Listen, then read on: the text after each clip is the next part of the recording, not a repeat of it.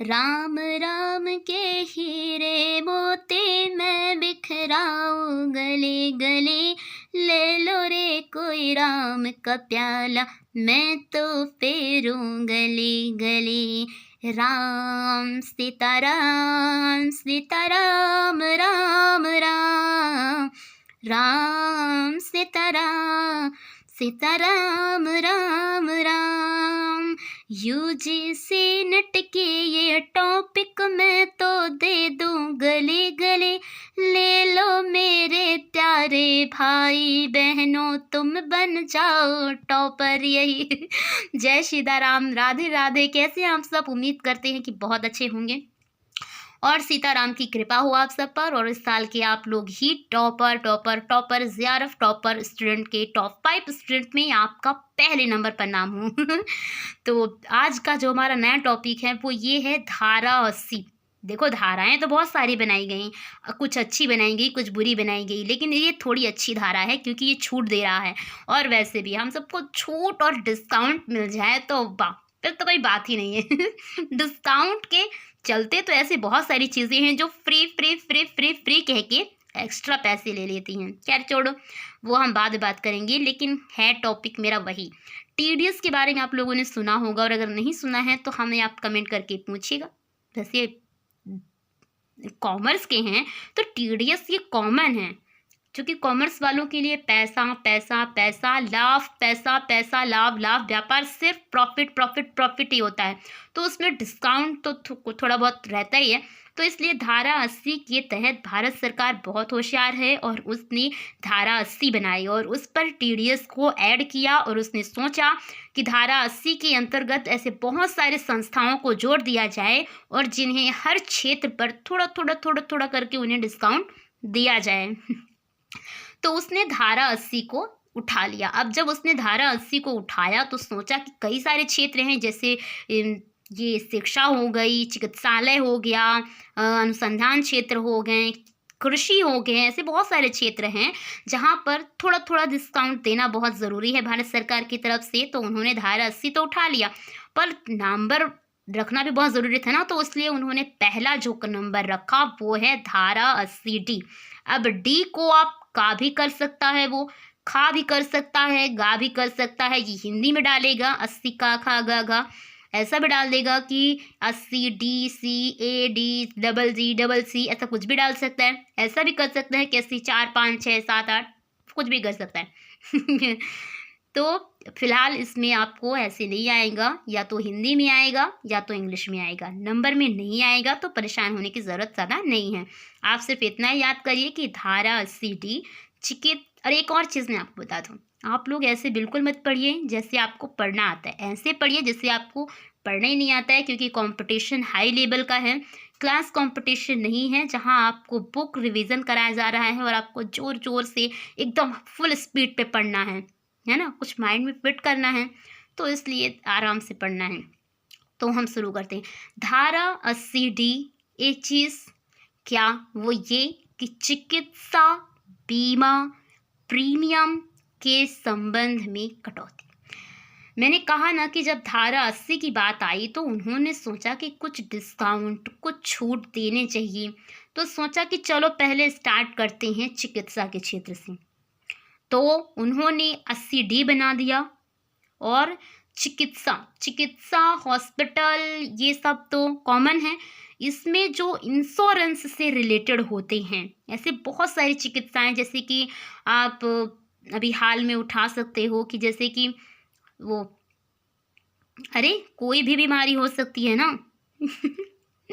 खैर कोई भी बीमारी नहीं हो सकती है, जैसे कि हार्ट अटैक की बीमारी अचानक आती है, बहुत सारा पैसा लगता है, मतलब क्या ही कहें कि कितना ज़्यादा पैसा लगता है हमारे और आपकी सोच और बजट से कहीं ज़्यादा। अगर बचाना है, या फिर आप हार्ट अटैक की तो बीमारी है ही, कोई भी बीमारी ले लीजिए आप, तो वो बीमारी पे कई सारे पैसे लगते हैं। उस पर सोचा गया कि उस पर क्यों ना इंश्योरेंस बिठाया जाए। अब जब इंश्योरेंस देवी को बिठा दिया गया तो चिकित्सा को तो लाभ हुआ, चिकित्सा करवाने वाले को लाभ हुआ, है ना।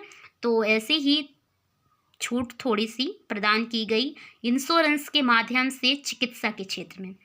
नेक्स्ट आता है धारा 80 डी। अब धारा 80 तो ठीक है, लेकिन इसके अंतर्गत जो विकलांग, अच्छा 80 किससे रिलेटेड था? चिकित्सा से था। अब 80 को थोड़ा और जोड़ दिया गया और डी कर दिया गया। इसमें ये आया कि जो चिकित्सा से रिलेटेड तो है ये तो ठीक है कि ये तो दवाई करा रहे हैं तो, लेकिन कुछ ऐसे भी होते हैं जो विकलांग होते हैं, जो मतलब जिनके कुछ अंग या कह सकते हैं कि नहीं होते हैं पूरे, वो उन या पूर्ण रूप से जो आश्रित होते हैं उन सब के लिए ये कराया गया। तो इसके अंतर्गत विकलांग आश्रितों की देखभाल चिकित्सा व्यय हेतु जमा कराई गई राशि के लिए छूट। अगर कोई भी व्यक्ति किसी भी पुत्र पुत्री, माता पिता, बहू बेटे, किसी के भी लिए, किसी भी नात रिश्तेदार या फिर कोई भी हो सकता है, उसके लिए अगर वो थोड़े से भी पैसे जमा करता है उसकी सुरक्षा के लिए, उसकी सेफ्टी के लिए, तो उस पर भारत सरकार द्वारा धारा 80 के तहत कुछ डिस्काउंट प्रदान किए जाते हैं। ये धारा उस पर लागू होती है। नेक्स्ट है धारा 80 भी। अब एक और चीज़, ये भी चिकित्सा से ही रिलेटेड है क्योंकि ये धारा 80 से रिलेटेड है। अब धारा 80 जो डी के साथ भी जोड़ दिया गया, उसी में एक नया नियम बनाया। नया नियम ये रहा कि विशिष्ट बीमारियों के उपचार के कटौती। अब विशिष्ट बीमारियां क्या हो सकती हैं, आप लोग बता सकते हैं? अगर बता सकते हैं तो कमेंट करके बताइएगा ठीक है, और अगर नहीं बता सकते हैं तो हमारा ही सुन लीजिए, शायद काम आ जाए। तो धारा 80 में ये रहा कि जो विशिष्ट बीमारियों के उपचार रहें, उपचार कई तरीके के होते हैं, मैंने बताया है, जैसे हैज़ा हो गया, टाइफाइड हो गया, आजकल तो बीपी शुगर की बीमारी ही बहुत बड़ी हो जा रही है। तो अगर कोई उस क्षेत्र में पैसे इन्वेस्ट करता है तो उस पर भी उसे डिस्काउंट मिलता है, क्योंकि ये बड़ी बीमारी है, छोटी बीमारी नहीं है। अगर किसी को भी कैंसर हो जाता है, ठीक है ना, कैंसर बहुत विशेष बीमारी है, इसके लिए बहुत बहुत बहुत ज़्यादा पैसा लगता है, तो इसका अगर इस पर कोई इन्वेस्ट करता है तो भारत सरकार की तरफ से धारा 80 के तहत उन्हें कुछ ना कुछ डिस्काउंट प्रोवाइड किया जाता है। नेक्स्ट है, अब डी को हम छोड़ते हैं जो चिकित्सा के क्षेत्र से बाहर गया है। अब हम थोड़ी एजुकेशन के क्षेत्र पर चलते हैं और भारत सरकार ने धारा 80 के तहत उच्च शिक्षा प्राप्ति के लिए जो लोग बैंक वगैरह में ऋण लेते हैं या फिर साहूकार वगैरह से ऋण लेते हैं, उनसे जो वो ऋण लेते हैं, अच्छा साहूकारों से ऋण लेंगे तो फिर ये धारा लागू होगी, पर कई सारे नियमों के अंतर्गत होंगे तब। लेकिन अगर यही चीज़ आप बैंक से लेते हैं अपनी शिक्षा के लिए और अगर शिक्षा है तो फिर उस पर आपको भारत सरकार धारा 80 के तहत कुछ डिस्काउंट बैंक की अथॉरिटी प्रदान की जाएगी। एक चीज़ मैं आपको और बता देती हूँ कि जो बहुत ज़रूरी है, अगर आपका मेन पेपर, मेरा कहने का मतलब अगर आपका जो लैंग्वेज है पेपर में अगर आपने हिंदी डाली है तो कॉमर्स की जो हिंदी है वो थोड़ी या बहुत कह सकते हैं कि बहुत कठिन है, तो आप प्लीज़ उस हिंदी पर फोकस करिएगा। शुद्ध हिंदी जानना बहुत ज़रूरी है कॉमर्स की, क्योंकि जेआरएफ टॉपर को टॉप करने से रोकने के लिए बहुत बहुत बहुत कोशिश करता है वो, और अगर आपको टॉपर बनना है तो आपको भी थोड़ी कोशिश करनी पड़ेगी और शुद्ध हिंदी पर फोकस करना पड़ेगा। मेरे पास उसके नोट्स हैं, मैं आपको शेयर करूँगी, आप उसे देख लीजिएगा, ओके। और अगर इंग्लिश वालों का है तो फिर इंग्लिश पर, शुद्ध इंग्लिश पर भी फोकस करिएगा, क्योंकि वो भी बहुत ज़रूरी है। मेरे पास तो पर्याप्त नोट्स हैं, मैंने बनाए हैं, तो मैं आपको दे दूँगी, आप देख लीजिएगा। और अगर मेरे बहुत सारे नोट्स आपको चाहिए तो मेरे चैनल को सब्सक्राइब करेंगे तो मेरी सारी वीडियो आप तक आसानी से पहुँच जाएगी। 80G। अब देखो 80G क्या है। देखो धाराएं, मैंने कहा ना कि धाराएं वही हैं, 80 ही रही, लेकिन भारत सरकार को लगा कि कई क्षेत्रों पे छूट देना ज़रूरी है, इसलिए TDS की अथॉरिटी उसने 80 बनाया और उस पर उसने कई सारे क्षेत्रों को जोड़ दिया, और जोड़ते ही जोड़ते उसने कई सारे उपधाराएं बनाई, और उस पर एक विशिष्ट कोषों या धर्मार्थ प्रन्यासों संस्थानों को दान देने की कटौतियों की भी बात की गई। इसमें ये रहा कि विशिष्ट, देखो विशिष्ट मतलब विशेष, वही है स्पेशल जो है। देखो स्पेशल स्पेशल ही होता है, उसमें कोई विशिष्ट में अनविशिष्ट तो नहीं जुड़ जाता। पर इसमें एक चीज़ ये है कि देखो कोषों के बारे में आप लोगों को पता है, अगर कॉमर्स के हैं और कोषों के बारे में नहीं पता, कोष के बारे में, तो बहुत बुरी चीज़ है, तब तो फिर ज़्यादा टॉप नहीं कर पाएंगे आप लोग। अच्छा, धर्मार्थ के बारे में पता है, धार्मिक चीज़ें, धार्मिक संस्थाएं जो होती हैं। संस्थानों के बारे में तो पता होगा, संस्थाएं क्या होती हैं। देखो एक चीज़ मैं आपको बता दूं, आप जिस भी शब्द को पढ़ रहे हैं उस शब्द का अर्थ जानना बहुत ज़रूरी है, क्योंकि वो किसी भी शब्द को ले लेता है और प्रश्न बना के दे देता है, क्योंकि है तो वो सिलेबस का ही, सिलेबस के बाहर का तो है नहीं। इसलिए मैं कह रही हूँ कि इस पर फोकस करिए। और धारा 80G विशिष्ट कोषों या धर्मार्थ प्रन्यासों संस्थानों को दान देने की कटौती करता है, जैसे कि मंदिर, मस्जिद, गुरुद्वारा, चर्च, मतलब ऐसे जो धार्मिक संस्थान होते हैं उन पर भी कई प्रकार के डिस्काउंट दिए जाते हैं। अब जैसे गणेश मंदिर बहुत फेमस है, आप लोग कमेंट करके बताइएगा कि कहाँ का है।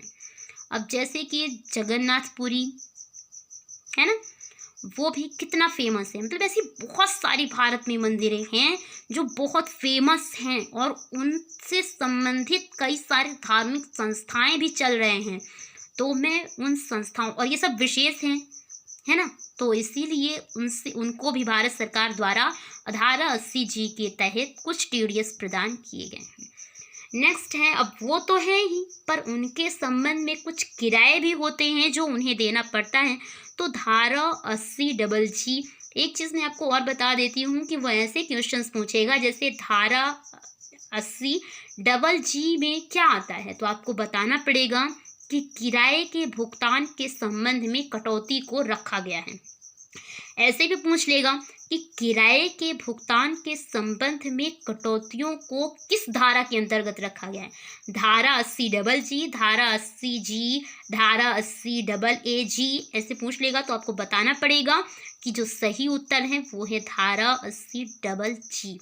धारा 80G में किराए के भुगतान के संबंध में कटौतियों को रखा गया है। रेंट होता है, चाहे कई प्रकार के रेंट होते हैं, लेकिन यहाँ पर जो है वो दान के संबंध वाला, क्योंकि ये जी से रिलेटेड है।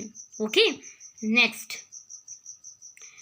नेक्स्ट जो है वो ये है, एक सेकेंड आप लोग रुकेगा, ये 80GG। देखो डबल जी है, जी है, सिंगल हो या डबल हो या ट्रिपल हो, जी है तो मतलब दान ही है। और ये राजनीतिक पार्टियों से रिलेटेड है। राजनीतिक दलों को दिए गए जो चंदे होते हैं उनके अंशदान।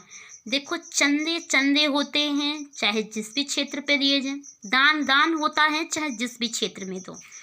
तो जो राजनीतिक दलों को दिए जाते हैं, राजनीतिक दलों में जैसे कि चुनावी वगैरह तौर पर थोड़े ज़्यादा पैसे पार्टी लेती है, लोग देते भी हैं, हेल्प भी करते हैं एक दूसरे की, क्योंकि ये भारत है। तो एक चीज़ मैं आपको बता दूं कि मेरा प्रोफेशनल आपको पढ़ाना नहीं है, सिर्फ आपको नोट देना है। तो मेरी आवाज़ पर मत जाइएगा, मेरे नोट्स पर फोकस करिएगा, जो बहुत ज़रूरी है आपको टॉपर बनाने के लिए। और ये तो बिल्कुल मतलब 100% कन्फर्म, इससे क्वेश्चन तो डेफिनेटली पूछा जाता है और आ ही जाता है। अगर आपको मेरी बात पे भरोसा नहीं है ना, तो आप किसी से भी पूछ सकते हैं, मुझे कोई प्रॉब्लम नहीं है। तो धारा 80GG भी ये बनाया गया राजनीतिक दलों को दिए जाने वाले जो फंड वगैरह होते हैं। इसी में एक और चीज़ जोड़ दी गई। देखो 80GG भी तो था, धारा 10A को भी जोड़ दिया गया। अब ये क्या है, ये मुक्त व्यापार क्षेत्र नव स्थापित उपक्रम की आय के लिए जो कटौतियाँ प्रोवाइड कराई जाती हैं है उन्हीं से रिलेटेड। ये भी दान दान दान दान दान ही होता है, दान से बड़ा कोई काम नहीं होता। जैसे और भी बहुत सारे काम होते हैं, ऐसा नहीं है, पर दान थोड़ा बड़ा होता है क्योंकि देने वाला बड़ा होता है और लेने वाला छोटा। वैसे मेरा मानना है कि न तो लेने वाला छोटा है और ना ही देने वाला छोटा है। तो बाकी आपकी मर्जी, आप क्या सोचते हैं हमें बताइएगा। धारा 80, अच्छा इसे क्या पढ़ेंगे आप लोग, एक पढ़ेंगे या आई पढ़ेंगे या ए पढ़ेंगे, जो भी पढ़िएगा हमें बताइएगा कमेंट करके, हम भी वही पढ़ेंगे। तो ये आधारिक संरचना के विकास में संलग्न उपक्रम की आय पर छूट है। अब हर चीज़ का कोई न कोई तो आधार होता है, जैसे इसका 80 बना दिया गया और इसके आधार पर TDS जोड़ दिया गया और TDS पर कई सारे TDS को दिया भी गई कई सारी संस्थाओं को। नेक्स्ट है 80(1)(a)(b। अब 80(1)(a)(b देखो ये रहा है ना, सिर्फ इसमें B को जोड़ दिया गया तो ये SEG यानी स्पेशल इकोनॉमिक जोन, इससे बहुत इंपॉर्टेंट टॉपिक है, पूछे जाते हैं क्वेश्चंस। मैं आपको अपनी नेक्स्ट वीडियो पर दूंगी, सब्सक्राइब करेंगे तो मिल ही जाएंगे और अगर नहीं करेंगे तो कहाँ से मिलेगा। विकास में संलग्न उपक्रमों के लाभ के संबंध पर जो डिस्काउंट दिए जाते हैं स्पेशल इकोनॉमिक जोन, नाम से ही लग रहा है कि कुछ ना कुछ तो इसमें विशेषता ज़रूर है जो इसकी इकोनॉमी को बेस्ट कर, छोड़ो क्या है, मुझे क्या करना है। बाकी आप लोग खुद इतने होशियार हैं।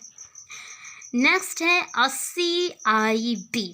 अब 80(i)(b) तक तो हम लोग पहुंच गए हैं। आधारभूत सुविधा प्रदान करने वाली संस्था, आधार नाम से पता चल रहा है कि कुछ ना कुछ तो इसका बेस होगा जो एक संस्था से रिलेटेड है, इंडस्ट्रियल से रिलेटेड है, संस्थानों से रिलेटेड है। और मैंने कहा कि कॉमर्स, प्रॉफिट, लॉस हो जाए तो कोई बात ही नहीं है। प्रॉफिट लॉस लगा ही रहता है। नेक्स्ट है 80(i)(c। अब ये जो है देखो, इससे मैंने पहले कहा, देखो एक चीज़ कॉमन इसमें भी है, आई एक कुछ भी कह लो आप। विशिष्ट राज्यों में स्थापित निश्चित उद्योग के लाभों को छूट। देखो राज्य तो बहुत हैं पर कुछ विशेषताएं तो होंगी। मतलब मेरा ये कहने का कि राज्यों की विशेषता से ऐसा है कि जैसे देखो कुछ क्षेत्र हैं जहाँ पर उद्योग ज़्यादातर पर होता है, उद्योग हैं, तो वो जो देखो जैसे जहाँ कंपनी वगैरह ज़्यादा है, कहीं लघु उद्योग ज़्यादा होते हैं, तो उन्हें हम ऐसा कह सकते हैं कि जो विशिष्ट राज्य कह सकते हैं, कुछ लघु उद्योग के क्षेत्र के हैं, कुछ वो कंपनियों के क्षेत्र के हो सकते हैं, कुछ व्यापार के क्षेत्र के, कुछ फिल्म इंडस्ट्री के। तो ऐसे सब राज्यों की अपनी अलग अलग विशेषता होती है और सोचा समझा गया और उन्हें उनकी विशेषता के लिए TDS धारा 80(i)(c) के तहत प्रदान किया गया। नेक्स्ट धारा 80(r)(d) यानी 1D भी कह सकते हैं आप इसे। अच्छा आप इसे ऐसे भी पढ़ सकते हैं 80(1) के अंतर्गत D, विशिष्ट राज्यों में स्थापित। अब मैंने कहा ना कि विशिष्ट राज्य, मैंने वही कहा आपको कि देखो विशिष्ट राज्य वही होते हैं, कुछ किसी चीज़ के लिए फेमस होते हैं, कुछ किसी चीज़ के लिए फेमस होते हैं। तो कुछ होटल के लिए भी फेमस होंगे, हैं, आपको पता हो तो हमें कमेंट करो, मैं भी जान लूँ। तो उन्हें भी कुछ डिस्काउंट TDS प्रदान किए गए। नेक्स्ट आता है 80(1)(d)(e), ये उत्तर पूर्व राज्यों यानी नॉर्थ ईस्टर्न स्टेट। अच्छा ये बताइए आप लोगों को इंग्लिश आती है या नहीं? देखिए अगर आपको इंग्लिश आती है तो फिर शुद्ध इंग्लिश पर फोकस करिएगा, अगर आपको हिंदी में है तो सिर्फ हिंदी पर फोकस करिएगा। पर हिंदी वालों को मैं एक चीज़ कहूँगी कि इंग्लिश आना बहुत ज़रूरी है। कॉमर्स के हैं तो बिना इंग्लिश कॉमर्स पॉसिबल नहीं, हो जाता है लेकिन आज के डेटाबेस में पॉसिबल नहीं है। तो प्लीज़ इंग्लिश पर फोकस करिएगा और हमें कमेंट करके बताइए कि ये क्या है। नेक्स्ट वो मैं आपके लिए छोड़ती हूँ। नेक्स्ट चीज़ है धारा 80 डबल जे ए, धारा 80 डबल जे ए जो है वो जैव विघटनशील कचरा एकत्रित करने प्रसंस्करण के व्यवसाय के लाभों के संबंध में छूट। ओ माय गॉड, मतलब कचरा को भी छोड़ दिया गया। तो आप लोगों को इससे पता चल रहा होगा कि धारा 80 जे जे जे जे जे यानी धारा 80 डबल जे में ए के अंतर्गत जैव विविधता या फिर जैव विघटनशील कचरा एकत्रित करने प्रसंस्करण। अच्छा, प्रसंस्करण के बारे में आप लोग को क्या पता है? नहीं पता, मैं आपको बाद में बताऊंगी। व्यवसाय के लाभों के संबंध में छूट, क्योंकि ये वीडियो बहुत लंबी हो जाएगी और ये इतना ही, इसी में बहुत ज़्यादा है कि और मैं और एक्स्ट्रा चीज़ क्या ही बताऊं। अब धारा 80 LA ये समुद्र किनारे संचालित बैंक की कुछ आयों पर कटौती। अब देखो, समुद्र के किनारे कौन सा बैंक होगा? मछली मछली मछली मछली, बस मछली, वही उनका आय है, वही उनका व्यय है, वही उनका बैंक है, वही उनका इन्वेस्टर। तो मेरा कहने का मतलब कि धारा 80 LA समुद्री किनारे पर संचालित बैंक की कुछ आयों पर कटौती के लिए भी सोच विचार किया गया। अब नेक्स्ट है धारा 80 QB, लेखकों के लिए ये काम बहुत अच्छा है। धारा 80 QB में लेखकों को प्राप्त होने वाली रॉयल्टी पर छूट। ये अच्छा काम है। वैसे तो सभी TDS बेस्ट हैं, पर ये भी बेस्ट है। पर क्योंकि लेखकों की जो लेखनी होती है ना, वो सेफ नहीं होती है, और वो धारा 80 डबल QB रॉयल्टी की अथॉरिटी उन्हें सेव किया गया, और ना सिर्फ सेव किया बल्कि उन्हें डिस्काउंट भी प्रोवाइड किया गया है, जो काफ़ी सराहनीय है। नेक्स्ट जो आता है वो है धारा 80 RRB। अब धारा 80 RRB क्या है? ये पेटेंट से प्राप्त रॉयल्टी पर छूट आदि 20,000 से अधिक का ऋण लेते समय या देते समय धारा 2, 6, 9, 5 ऐसा पढ़ सकते हैं। लेकिन ऐसे नहीं पढ़िएगा जैसे मैथ में 26,955 या 2,69,540 या 55,50,5 करोड़, ऐसे मत पढ़िएगा कि ये धारा है। तो आप इसे ऐसे पढ़ सकते हैं कि 269-55, धारा 269-55, या फिर ऐसे पढ़ सकते हैं कि धारा 26-95, या फिर आप ऐसे पढ़ सकते हैं कि धारा 26-955 की धाराएं हैं। तो या फिर ये भी धारा हो, मतलब इसमें ऐड किया गया है कि 2, 6, 9 या 269T प्रावधानों की अवहेलना करना न्यूनतम आर्थिक सजा हो। ऐसे ऋण की संपूर्ण राशि कर विवरण प्रस्तुत अवहेलना न्यूनतम आर्थिक सजा। अच्छा ही किया। अच्छा, पेटेंट के बारे में आप लोगों को पता है या नहीं? एक चीज़ मैं आपको बता दूं कि ये जो धारा 80 RRB है, इसमें जो टॉपिक पेटेंट का उठाया गया है, ये बहुत ज़रूरी टॉपिक है, और इसे आप हल्के में बिल्कुल भी मत लीजिएगा। ओके, तो धारा 80 RRB जो है, पेटेंट से प्राप्त रॉयल्टी पर छूट, इतना याद रखिए, बहुत ज़रूरी है। 20,000 से अधिक ऋण लेने पर धाराएं 26-95 या फिर 269T के प्रावधानों को अगर कोई नहीं मानता है तो उसे 5,000 तक का जुर्माना ठोंक ठोंक ठोंक के निकाल लिया जाए। और धारा कौन सी थी? 80 RRB। ओके, और भी मेरे पास बहुत सारे हैं, मैं आपको अभी दे रही हूँ। ओके, ये लीजिए, ये देखिए। हो, आई होप थके नहीं होंगे। नेक्स्ट है, अच्छा मैंने नोट को बदल के बनाया है ताकि बोरिंग थोड़ी कम हो जाए। तो यहाँ से हमारा दूसरा नोट चालू होता है और है उसी का, जीवन बीमा प्रीमियम प्रोविडेंट फंड में अंशदान आदि के संबंध में कटौती। धारा 80C। अब धारा कितनी धाराएं, कितना 80 लगाएगा ये। आजीवन बीमा, यानी देखो 80D की जब हम बात कर रहे थे तो वो कहाँ पर था धारा, वो चिकित्सा के क्षेत्र पर इंश्योरेंस की बात कर रहा था। लेकिन धारा 80C ये जीवन बीमा प्रीमियम प्रोविडेंट फंड में अंशदान आदि के संबंध में TDS की बात कर रहा है।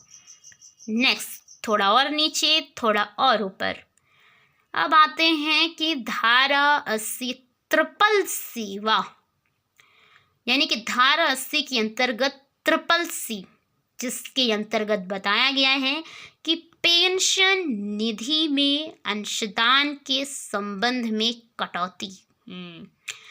पेंशन तो आप लोग जानते होंगे, अगर आपके घर में किसी की भी नौकरी होगी और अगर वो रिटायरमेंट हो गया होगा तो पता होगा कि पेंशन क्या है और ये निधि क्या है। अच्छा, जब मैं अपनी शुद्ध हिंदी की वीडियो डालूंगी ना, तब आपको बहुत सारे ऐसे वर्ड मिलेंगे जो शुद्ध हिंदी को लेके उठाए गए हैं, कॉमन नहीं हैं, थोड़ा गहराई से हैं, तो अंशदान से संबंधित ये धारा 80 ट्रिपल C में है। नेक्स्ट है केंद्र सरकार अन्य नियोक्ताओं के कर्मचारी के लिए अधिसूचित पेंशन योजना के अंतर्गत कर्मचारी के खाते में जमा अंशदान के संबंध में कटौती। धारा 80CC तीनों कटौतियों की अधिकतम सीमा, यानी कि धारा 80C, धारा 80CCC, धारा 80CCD के अधिकतम सीमा या तो तीनों अंशदान योग की राशि 1 लाख जो भी सुनिश्चित की गई हो। अंशदान का मतलब मैं आप लोग को अभी बता देती हूँ, जो बहुत ज़रूरी है चूँकि तीनों धाराओं में कॉमन है। अंशदान का मतलब ये है कि देखो, पेंशन अंशदान में थोड़ा टॉपिक देती हूँ आपको। देखो, ये है कि अब कोई कर्मचारी है, कोई वर्कर है, किसी भी क्षेत्र पर काम कर रहा है तो उसे बहुत सारी सैलरी दी जाती है। मैं एकदम क्लियर नहीं कहूँगी, पर जिस क्षेत्र में जो होगा उसे उतनी सैलरी दी जाती है, जिस लायक उसकी योग्यता या उसकी काबिलियत होगी दी जाती। अब जब सरकार को लगता है कि अब इसे हटा देना चाहिए, उम्र हो गई है, अब ये उतना काम नहीं कर पाए, तो उसे रिटायर किया जाता है।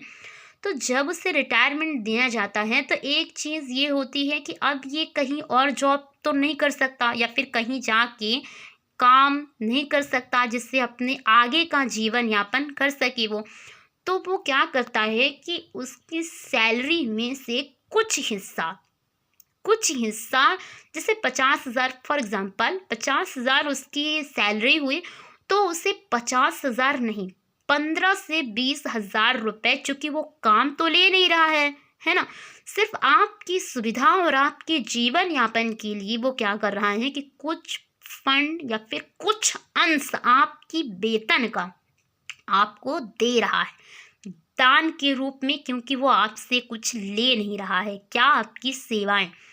बाकी बचे हुए पैसे से वो किसी दूसरे की भर्ती करेगा। भर्ती का मतलब आप लोगों को पता होगा, और अगर नहीं पता तो मैं आपको बाद में बताऊँ। तो वो भर्ती करेगा और वो उसे पूरी सैलरी देगा।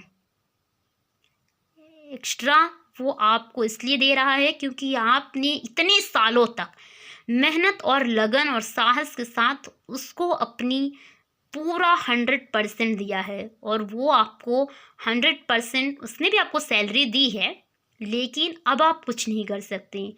इसलिए आपकी सुविधा के लिए आपकी सैलरी में से कुछ चीज़ कुछ मतलब कुछ पैसा आपको फ्री में दान दे रहा है, वही होता है अंशदान। एक चीज़ मैं आपको और बता दूं कि नाम से अर्थ निकालना अगर आप लोग सीख जाएंगे तो बहुत आसानी से ज़ीआरएफ टॉप कर जाएंगे। ओके, नेक्स्ट है 80CCF। अब 80CCF में अगर हम आ जाएं तो देखें दीर्घकालीन आधारित संरचना। दीर्घकालीन का मतलब आप लोगों को पता होना चाहिए कि जो काफ़ी लंबे समय तक चले, या फिर ऐसा कह सकते हो कि 1 साल से ज़्यादा, या फिर ये भी कह सकते हो कि 12 माह से ज़्यादा। तो 80 के अंतर्गत डबल सी के अंतर्गत एफ में बताया गया है कि दीर्घकालीन आधारित संरचना बॉन्ड में अंशदान की कटौती, बॉन्ड में विनियोजित राशि या फिर 20,000 जो भी कम हो, उस पर एक चीज़ उसमें पूछा जाएगा कि 80CCF में क्या आता है, तो आपको बताना पड़ेगा कि दीर्घकालीन आधारित संरचना बॉन्ड के बारे में अगर आपको नहीं पता तो हम आपको बताएंगे। वीडियो बहुत लंबी हो रही है इसलिए थोड़ा जल्दी जल्दी करते हैं। अंशदान का शब्द मैंने आपको बताया ना अभी, जो कि कॉमन था इसलिए बताना पड़ा और ज़्यादा पूछ रहा था। और एक और चीज़ उसमें पूछ लेगा कितने रुपए, तो आपको बताना पड़ेगा कि 20,000 रुपये। 20,000 किस में थे? धारा 80CCF में। धारा 80CCF में क्या आता है? तो दीर्घकालीन आधारित संरचना बॉन्ड आदि विनियोजित कटौती। अब दीर्घकालीन आधारित संरचना बॉन्ड आदि पर जो कटौती 20,000 थी वो किस धारा में आती है? तो आपको 80CCF का नाम टिक करना पड़ेगा। ओके,